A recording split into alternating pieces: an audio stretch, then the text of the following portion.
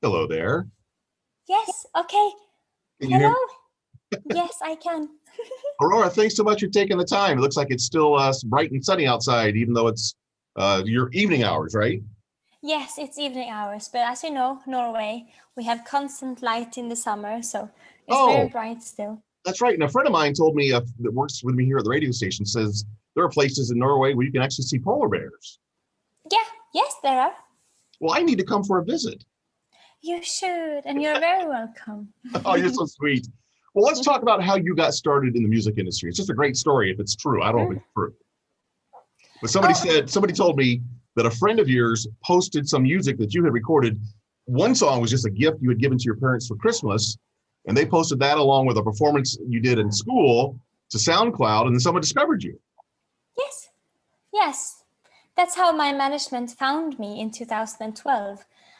So it's very random, and when they asked me if I wanted to pursue this wonderful career of being an artist, I first said no because Really? I thought it's a strange thing. I've never dreamt about being an artist. I feel like many of the things that comes along with being an artist is not natural for human beings to experience or to have that kind Yeah. of so I wasn't so intrigued by it and so interested, but then I changed my mind and now I'm here. Do you enjoy being on stage? Because I know you're going on tour later this year. And no, I don't think I do. Yeah, I'll take it. Yes, I've been really I've been really enjoying not being on tour. It's been wonderful for me. But I also miss meeting the actual people out there that Yeah. makes you understand that your music has meaning to other people for some magical reason, which is a very important part, I think, of life, is to see and meet the actual people, see their faces and their eyes, and it's really beautiful. But I don't really like being on stage, so it's been fun also to not do it. But one person that your music has had a big impact on is Billie Eilish. Yeah.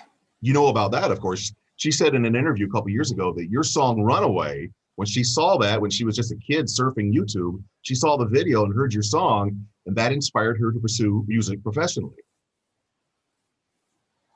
Yes, and I think that's very nice. I think it's good when music can inspire people. I think that's the main purpose music should serve, is to just be there for inspiration for anyone who wants to um, and to take inspiration from. So it's very satisfying when a song has done its job to inspire, because that's the whole point, isn't it? So And you were obviously quite young when you recorded Runaway. yes, Is I there an was.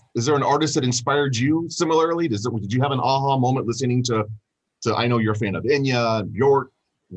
Was there someone that inspired you in that same fashion? No, not really. I don't really like music so much. I What? don't really like listening to it. I don't like music to listen to. How And interesting. I grew up with a lot of silence, and I remember my beautiful no, my favorite part of existing was when everything was just quiet. And my favorite part of music when I grew up was the silence in between the notes, when it was just kind of hanging in the air.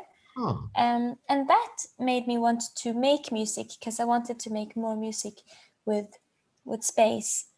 So that made me start playing the piano and make like classical pieces when I was around 6 years old, just because I wanted to listen more to the absence of music, because that's the best music.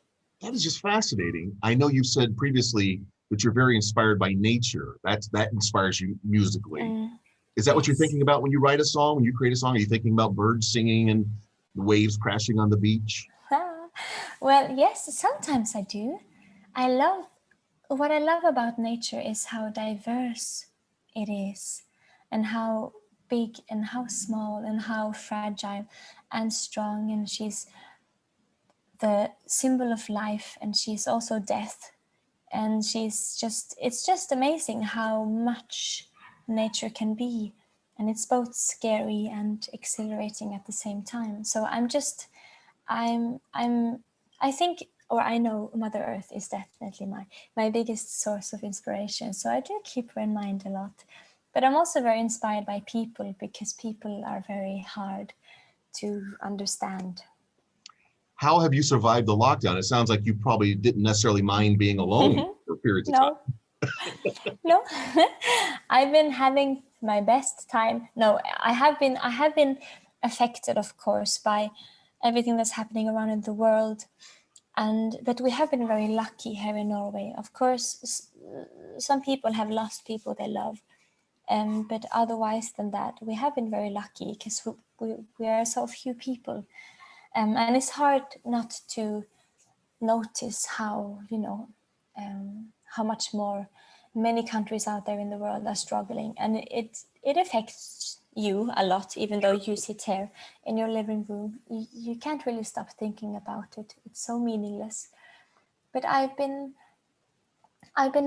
happy in my own mind here in my own home, and I've been given space to breathe and to create and to just exist for a little while, which I think is good for me and for many of us. And I hope that we'll take a few things with us when the world goes back to normal again. Because what used to be our normal wasn't really normal, I think. Well, now that things are starting to open back up, is there anything in particular you're looking forward to doing or seeing or experiencing?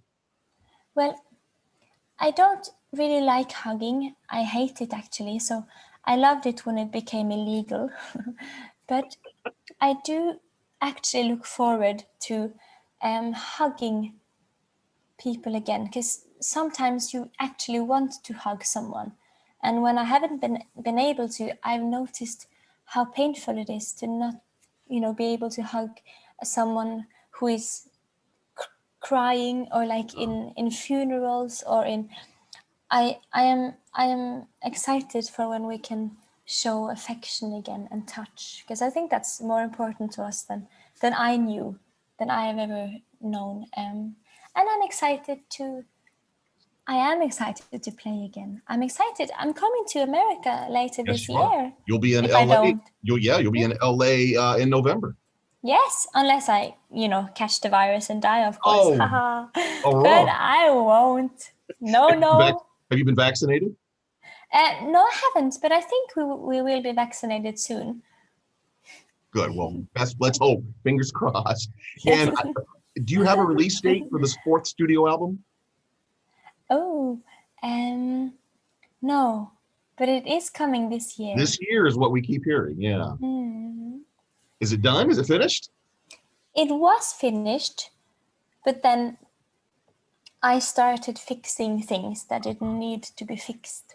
Yeah. And that's what I'm currently doing. But it's very exciting. It's exciting to have one chance to actually work too much on an album, because I never have the time for that, and who has? So it's very exciting for me. So I'm fixing things that don't need to be fixed, and I'm doing some interesting changes, which I am very excited. Thank you, sir. I'm excited about. Your English is remarkable. So. Oh, thank you. Aurora, thank you so much for spending some time with me. We love your music. I'm very excited about the fourth studio album. And I hope to see you when you are out on tour. LA is a bit of a drive from Portland, Oregon, but you're on the right coast at least.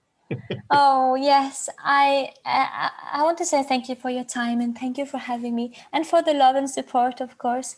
And I hope you have a wonderful life and a wonderful day. Well, thank you. And watch out for the polar bears.